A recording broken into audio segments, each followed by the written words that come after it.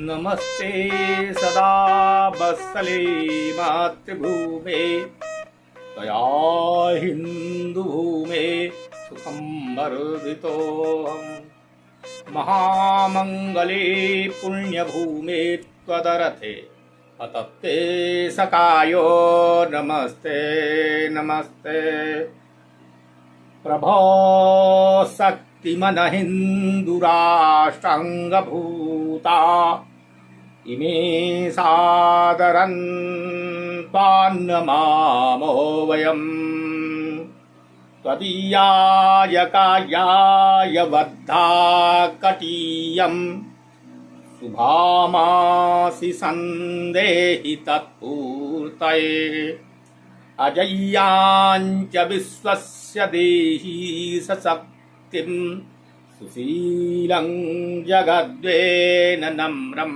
भवेत् सुतं चैव यत्कण्टकाकीर्णमार्गं स्वयं स्वीकृतन्नः सुगङ्कारयेत्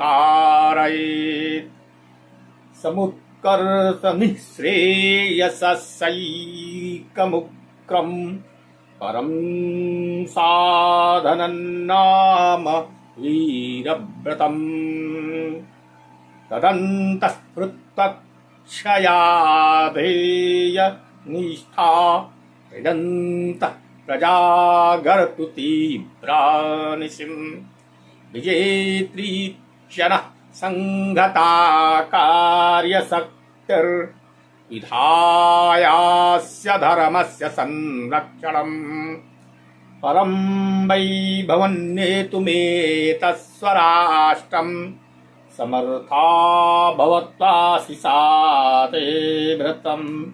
भारत माता की जय। माननीय धर्मपाल जी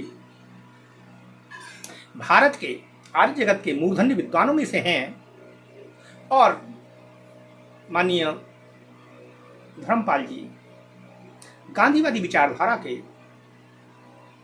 पोषक विद्वान माने जाते हैं। उन्होंने भारतीय शिक्षा के प्रति बहुत कुछ काम किया और ब्रिटेन में रहकर बहुत से प्रमाणों को इकट्ठा किया, साहित्य को इकट्ठा किया और ये आर्य जगत के वो विद्वान हैं जो आर्य जगत में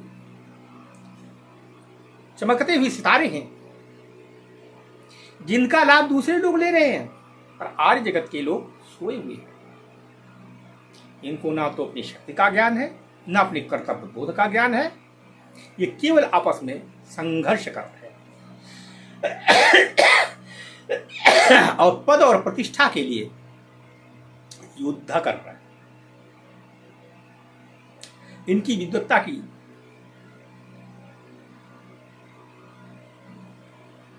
उपयोगिता इस आधार पर आंकी जा सकती है कि जो आजकल के राजीव भाई दीक्षित तो बहुत ही क्रांतिकारी विचारधारा के पोषक माने जाते थे, इन्होंने अपने भाषणों में बार बार इसका उल्लेख किया है। मैं आर्य बंधुओं से चाहूंगा इनके साहित्य को पढ़े, अध्ययन करें और आर्य जाति का गौरव जाने समझे। उत्तिष्ठ जागृत प्राप्य वरान निबोधक, उठे जागे और लक्ष्य को प्राप्त करें।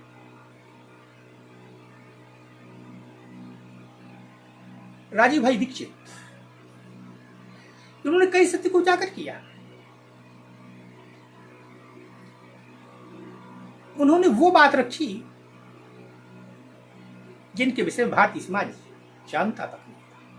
भारतीय समाज सोया हुआ था और उनको इसकी कीमत भी चुकानी पड़ी अपने प्राण देकर। भगत सिंह के बाद अगर किसी ने राष्ट्र की वेदी पर बलिदान दिया है तो राजीव भाई दीक्षित है। उनकी मृत्यु बड़े रहस्यमय ढंग से हुई। मैं किसी पर अंगुली नहीं उठाऊंगा, मेरे पास कोई प्रमाण नहीं है, मैं वहां मौजूद नहीं था, लेकिन इनकी मृत्यु दुखद है और रहस्यमय है, जिसमें मैं एक बात अवश्य कहूंगा, ये किसी राष्ट्रभक्त का कृत्य नहीं, ये राष्ट्रद्रोही षड्यंत्रकारियों का एक कुकृत्य है जिसको इतिहास याद रखेगा और आने वाले समयों में इसका जब राज खुलेगा तो अनेक लोगों के मुख काले होंगे। सत्यमेव जयते नान्यतम सत्यमेव पंथा देवयाना। विजय सत्य की ही होती है। भले आज राजीव भाई मार दिए गए हों, लेकिन उनकी जलाई हुई लौ अनेक रूपों में जल रही है। स्वामी दयानंद मर गए, स्वामी श्रद्धानंद मर गए, क्या सत्य को नष्ट किया जा सका? बड़े बड़े लोग नहीं नष्ट कर पाए, पैसे खर्च करके नहीं कर पाए, शस्त्र आजमाइश करके नहीं कर पाए, और फूट डाल करके नहीं कर पाए। खैर, मैं अपने मूल विषय पे आता हूं। भारतीय शिक्षा अधिनियम लागू हो जाने पर जो भारतीय शिक्षा गुरुकुलों पर आधारित थी, उसको जबरदस्ती बंद कर दिया गया। उसकी जमीनें छीन ली गई, उनकी संपत्तियां लूट ली गई, उनके आचार्यों को तरह तरह से तंग किया गया, प्रताड़ित किया गया, उनमें पढ़ने वाले छात्रों को मारा गया, पीटा गया।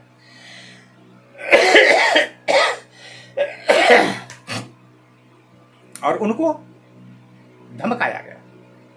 इस प्रकार से जबरदस्ती गुरुकुलीय व्यवस्था को समाप्त कर दिया गया। इसके पहले जैसे अंग्रेजों ने आयुर्वेद की व्यवस्था को नष्ट किया, वैसे ही गुरुकुल की व्यवस्था को नष्ट कर दिया। इन्होंने चिकित्सा व्यवस्था की धज्जियां उड़ा दी और अपनी बोगस एलोपैथी की प्रणाली को लागू किया। इसमें कोई न दम था, न तेज था, न ओज था। इधर गुरुकुलों की व्यवस्था नष्ट हो गई, उधर अंग्रेजों ने बोर्डन ट्रस्ट का गठन किया।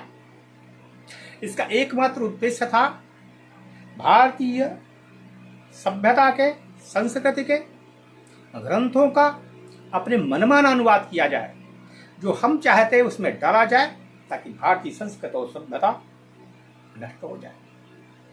ये बात मैं अपनी ओर से मनगढ़ंत नहीं कहता। ये मोक्षमूलर, मैक्समूलर, कुछ उनको मोक्षमूलर नाम से संबोधित करते हैं।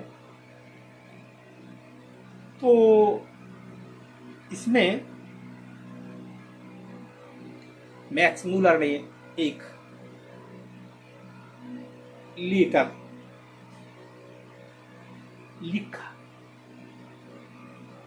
लेटर तो कई लिखे हैं, और उनके letter life and letter of Max Müller में प्रकाशित थे, आप उसको देख सकते हैं।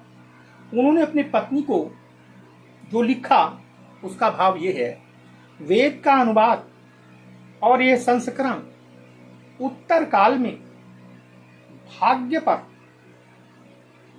दूर दूर तक प्रभाव डालेगा। यह धर्म उनका मूल है। मैं निश्चय रूप से अनुभव करता हूं, उन्हें यह दिखाना कि उनका मूल कैसा है।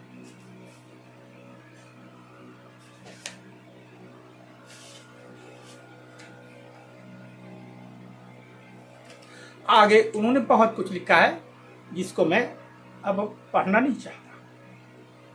आखिर में लिखता है, सब बातों को मूल सहित उखाड़ फेंकने का एकमात्र उपाय है। अर्थात ये जो मैं वेद संस्कृत साहित्य में मेहनत कर रहा हूं, उसका एकमात्र उपाय है हिंदुओं की संस्कृति को नष्ट करना, सांस्कृतिक विरासत को नष्ट करना। इनको देखना हो, वो life and letter of Max Müller नाम की पुस्तक को देख सकते हैं। 16 दिसंबर 1868 ईस्वी को एक पत्र उसने भारत के महासचिव को लिखा, जो इस प्रकार से है। उसने लिखा, भारत का प्राचीन धर्म नष्ट प्राय है, और यदि ईसाई धर्म उसका स्थान नहीं लेता तो इसमें दोष किसका है। अर्थात मुझे जो करना था मैंने कर दिया, हिंदुओं को नीचा दिखा दिया। अब ईसाइयों को अपने मत बढ़ाने की प्रक्रिया में आगे बढ़ना चाहिए। अब उनको कोई दिक्कत नहीं होगी, कोई बोलने वाला उसकी तरफ से नहीं। तीसरा पत्र मैक्स मूलर के घनिष्ठ मित्र ईबी पूसे ने लिखा, जो इस प्रकार से है, वो लिखता आपका यह कार्य भारतीयों को ईसाई बनाने के यत्न में नवयुग लाने वाला होगा। अर्थात भारतीयों को ईसाई बनाना बड़ा सरल हो जाएगा। अब एक दूसरे विद्वान मोनियर विलियम है, ये कथित विद्वान। इनमें एक भी ऐसा विद्वान संस्कृत का नहीं है सस्वर वेद पाठी हो, लेकिन इनको बड़े विद्वान के रूप में प्रतिष्ठित किया जाता है। जैसे हमारे यहाँ आजकल भी एक प्रक्रिया लागू है। पुरी के शंकराचार्य के विरुद्ध में एक नकली शंकराचार्य खड़ा किया जा रहा है, जिसका नाम स्वामी अधोक्षानंद है। और मजे की बात, सामान्य आदमी नहीं, उसमें माननीय असम के मुख्यमंत्री और माननीय उत्तर प्रदेश के मुख्यमंत्री, जिनको लोग हिंदू सम्राट कहते हैं या हिंदू हृदय सम्राट कहते हैं, वो दोनों मजबूत थे, दोनों मौजूद थे उस सभा में। और दोनों के सामने ये कहा जा रहा था कि ये जगत गुरु शंकराचार्य गोवर्धन पीठ के हैं। ये षड्यंत्र आज भी चला, रुका नहीं है। खैर, तो मोनियर विलियम क्या लिखता है, इसका महत्व बहुत अधिक है। यूरोपीय जगत में एक माना जाना चेहरा है। इन महाशय ने संस्कृत अंग्रेजी कोश में लिखा है, संस्कृत सेवा की असली मंशा जो है वो आप जब इनकी भूमिका देखें तब प्रकट होगी। वो लिखते हैं, यह संस्कृत अंग्रेजी डिक्शनरी या संस्कृत ग्रंथों का अनुवाद जो मिस्टर बोर्डन ट्रस्ट के द्वारा हो रहा है, वो सब भारतीयों को ईसाई बनाने और अपने देशवासियों की सहायता पहुंचाने के लिए है। सुना आपने? ये मोनियर विलियम साहब का कथन है। ये वही बोर्डन ट्रस्ट है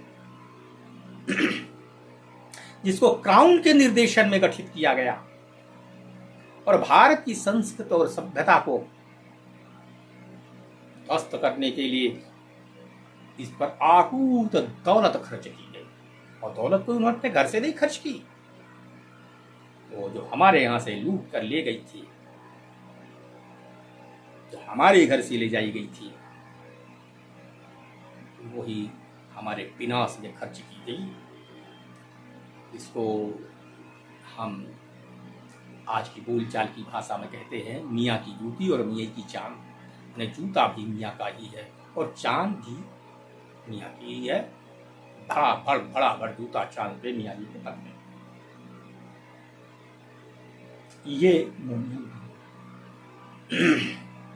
अब मैं बोर्डन के जो चेयर उसके कर्ता धर्ता जो पहले अध्यापक महोदय हेमंत विलियम, अब ये साहब जॉन मूर जो थे वो ऐसे लोगों को पैसा दे करके पुरस्कृत करते थे कि आप लिखिए, हम आपके साथ हैं, आपको पैसा देंगे।